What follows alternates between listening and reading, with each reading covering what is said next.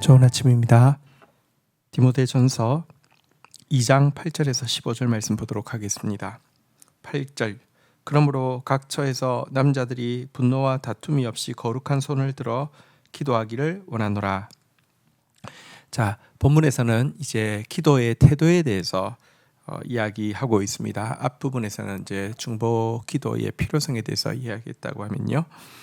먼저 남자들이 기도할 때 주의해야 될 점을 이야기하고 있는데요. 그것은 분노와 다툼이 없이 거룩한 손을 들고 기도하는 것입니다.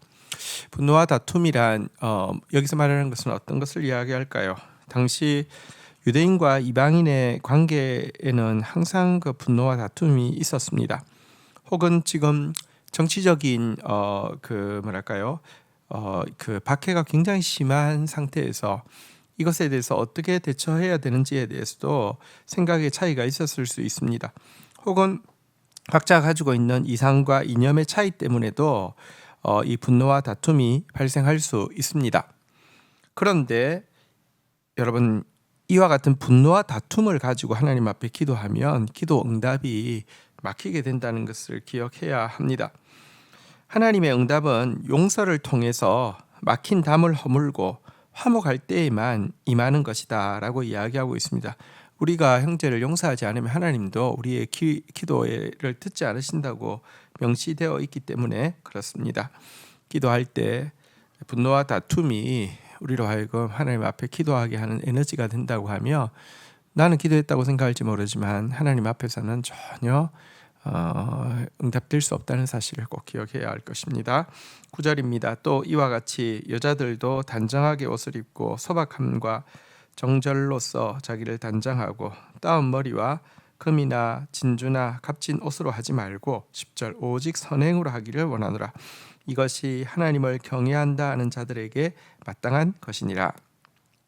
자, 이제 두 번째로 자매들에게 기도할 때 어떤 모습을 가지고 해야 되는지에 대해서 좀 이야기하고 있습니다. 여러분, 당시 이제 자매들이 예배에 참석할 때 자신의 영적인 상태보다는 머리를 손질한다든지 보석으로 치장한다든지 하는 외모에 많이 신경을 썼던 것 같습니다. 이런 상황에서 바울이 권면하는 내용은 무엇이냐?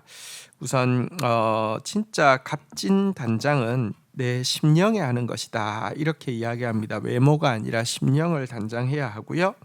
그래서 분수에 맞는 단정한 옷을 입고 자기를 드러내지 않는 소박함과 불순한 욕정을 버리는 정결함으로 단장을 하라라고 이야기를 하고 있고요. 그러면서도 최고의 장식은 무엇이냐?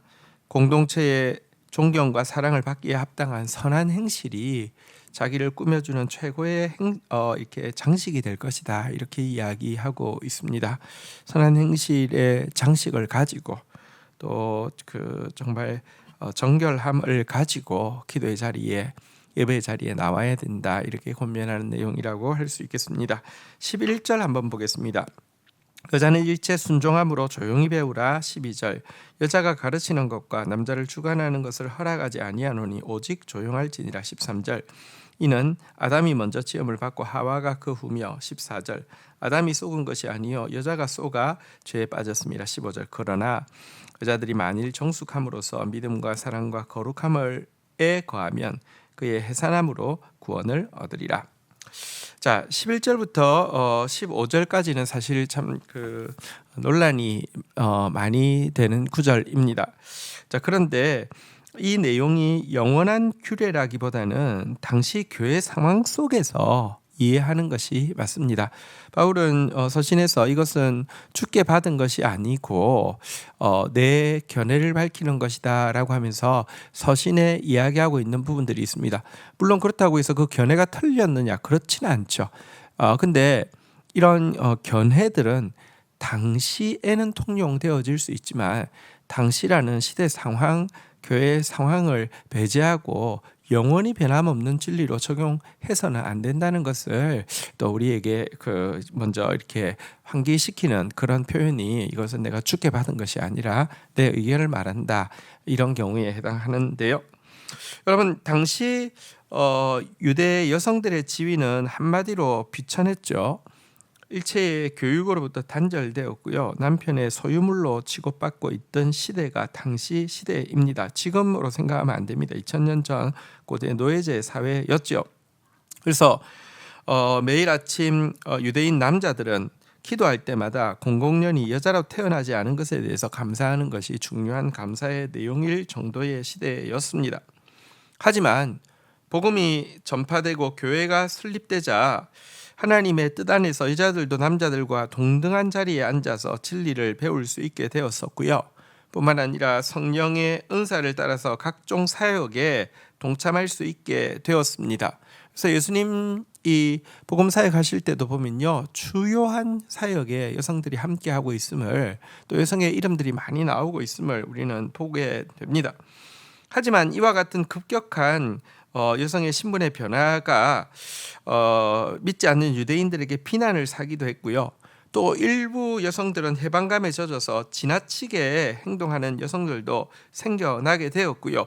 그 결과 교회 질서가 혼잡하게 되는 부작용도 일부 발생하게 되었습니다. 이것은 어쩔 수 없습니다. 이런 부작용들이 있습니다. 그러니까 이 부작용이 있으니까 이거 다시 철폐하고 원학대로 가자. 원학대로 여성의 지위에 대해서 그냥 관습대로 가자. 그 말이 아닙니다. 이런 부작용이 있는 것은 여러분 잘못된 것을 고치려고 하면 부작용이 생기죠. 그런데 바울이 지금 이야기하고 있는 바는 무엇이냐고 하면요, 그러니까 지혜롭게 처신할 필요가 있다는 것입니다. 그래서 먼저 공적 예배를 중심으로 해서는 여자들이 가르치는 것, 남자들을 주장하는 것, 이런 것들을 제동을 건 이유는 이 시대 상황과 또 이제 개인적인 어떤 일부 지나치게 약간 해방감에 젖어서 행동하는 이런 캐릭터들에 대해서 제동하는 것이 전체적으로 덕이 되고 복음의 확산의 지혜가 되어진다는 생각 때문에 이렇게 가르치고 있는 것입니다.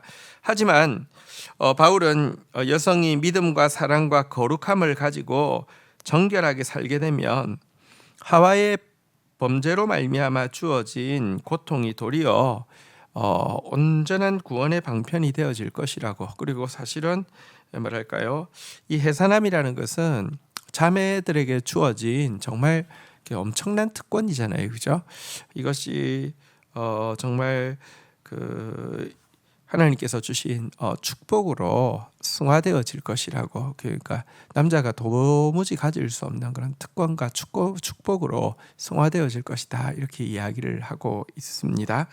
오늘 우리가 교회 생활에서, 기도 생활에서 우리가 가져야 할 자세와 또 교회의 덕을 위해서 또 가져야 될 지혜로운 태도에 대해서 살펴보았습니다. 기도하도록 하겠습니다.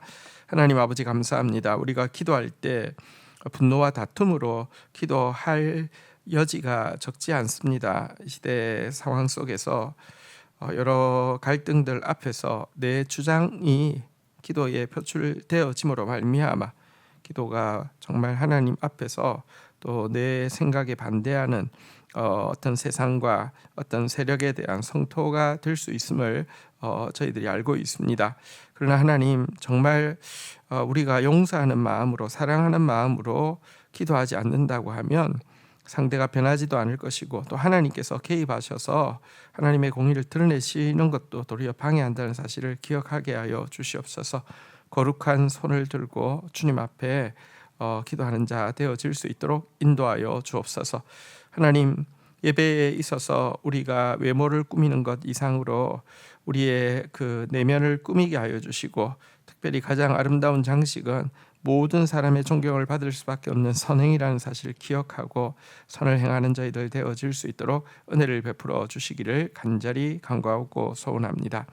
하나님 아버지, 교회 안에서 우리가 또 질서를 세우는 자, 또 덕을 세우는 자로서 지혜롭게 말하고 행동하고 처신하는 성숙한 사랑의 모습 가질 수 있도록 우리 모두에게 은혜를 더하여 주옵소서. 예수 그리스도의 이름으로 기도 올립니다. 아멘.